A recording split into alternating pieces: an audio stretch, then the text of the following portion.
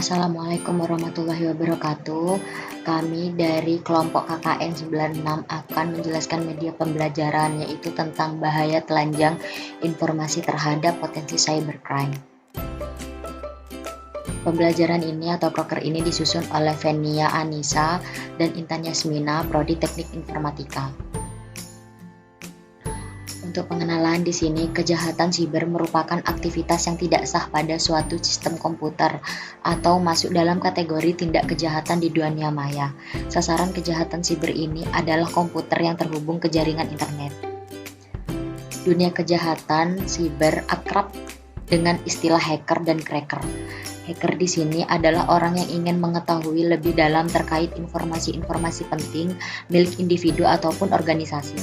Cracker di sini adalah orang yang merusak sistem keamanan dan biasanya melakukan pencurian dan tindakan anarki. Begitu mereka mendapatkan akses masuk ke dalam komputer tersebut. Di sini saya Intan Yasmina akan menjelaskan tentang yang pertama jenis cybercrime, yang kedua jenis hacker. Yang pertama di sini jenis-jenis cybercrime yang pertama itu ada identity theft, berupa aksi pencurian identitas. Pelaku identity theft akan melakukan teknik peretasan pada website korban. Mereka akan mengakses server website untuk mendapatkan informasi pribadi yang tersimpan. Kemudian yang kedua di sini ada carding, adalah jenis cybercrime yang berupa pembobolan kartu kredit. Pelaku kejahatan ini mencuri data informasi kartu kredit dan menggunakannya untuk kepentingan pribadi. Kemudian ada 3 corporate data theft. Corporate data theft ini mirip dengan identity theft. Bedanya jenis cybercrime ini menyasar data perusahaan. Kemudian yang keempat, cyber extortion. Jenis cybercrime ini berupa pemerasan. Ini cukup sering terjadi. Kejahatan online ini menimpa perusahaan atau pribadi. Modusnya, pelaku ini akan meminta uang sebagai tebusan atas data penting yang telah dicuri. Kemudian jenis-jenis yang terakhir ada cyber espionage. Jenis cybercrime ini yang memata-matai target tertentu seperti lawan politik, kompetitor suatu perusahaan, atau bahkan pejabat negara lainnya.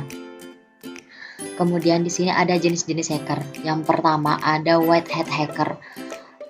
Hacker ini salah satu jenis-jenis hacker profesional yang keahlian di bidang keamanan cyber. Yang kedua ada black hat hacker, juga merupakan seorang ahli komputer yang berpengetahuan luas tetapi memiliki niat yang salah. Yang ketiga ada grey hat hacker. Di antara black hat dan white hat hacker, ini merupakan hacking dengan tujuan niat baik sekaligus buruk demi keuntungan pribadi. Yang keempat ada script kiddies hacker, adalah salah satu dari banyaknya jenis hacker yang tergolong amatir di bidang hacking. Yang kelima ada blue hat hacker, terbilang cukup berbahaya karena niat dibalik aktivitasnya tanpa punya cukup pengetahuan. Yang keenam ada green hat hacker, adalah salah satu jenis-jenis hacker yang mempelajari panduan melakukan hacking. Yang ketujuh ada red hat hacker. Ini memiliki tujuan untuk menghentikan serangan hacking yang dilakukan cracker atau black hacker. Yang kedelapan adalah state atau nation sponsor hacker. Pemerintah atau suatu instansi penting merekrut hacker untuk mendapatkan informasi tentang negara lain. Yang kesembilan ada hacktivists, bermaksud meretas website pemerintah. Yang kesepuluh ada whistleblower, melakukan hacking mungkin disebabkan oleh dendam pribadi dengan organisasi atau individu. Untuk selanjutnya, penjelasan selanjutnya yaitu dampak cybercrime akan dijelaskan oleh rekan saya yaitu Fenia Anissa Rahmanda. Terima kasih Intan. Selanjutnya akan membahas dampak cybercrime, di mana cybercrime akan menimbulkan kerugian seperti yang pertama yaitu dana yang ini bisa terjadi di bank yang terkena dampak dari cybercrime atau menjadi korban dari cybercrime, di mana mereka akan kehilangan kekayaan dari customer-nya atau nasabah-nasabahnya. Yang kedua yaitu kehilangan data penting, di mana si hacker itu menargetkan data-data penting dari korbannya untuk disalahgunakan.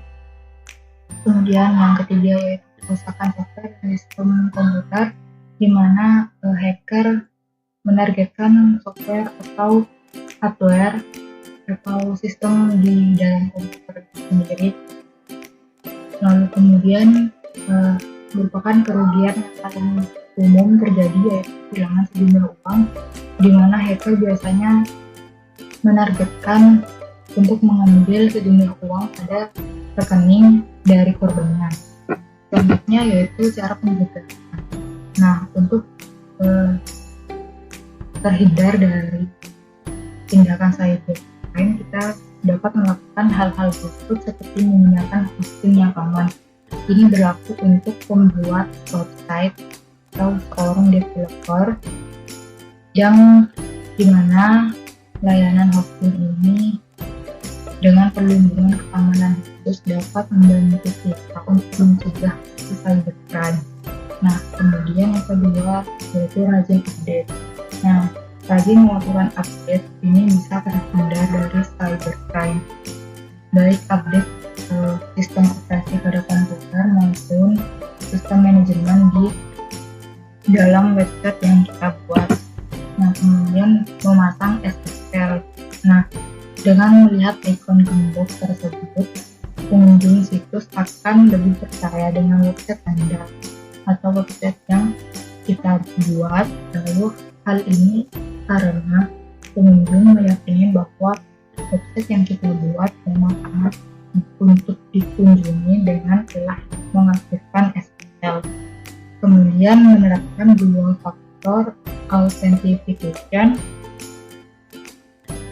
Dengan metode dua factor ini mengharuskan pengguna tidak hanya memasukkan username dan password mereka, namun juga akan diminta memasukkan kode OTP atau one time password yang dikirim melalui SMS.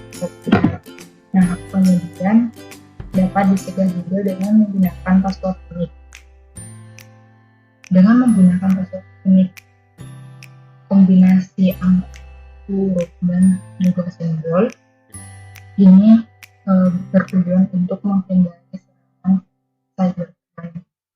Hal ini karena membutuhkan waktu yang lebih lama untuk membocorkan. Kemudian hati-hati dalam membuka email.